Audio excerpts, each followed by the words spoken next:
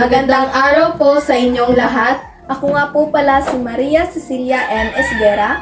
At ako naman po si Felsa Dorothy Morala.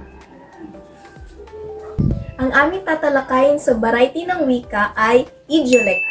Ang kahulugan ng idiolect ay ang personal na paggamit ng salita ng isang individual.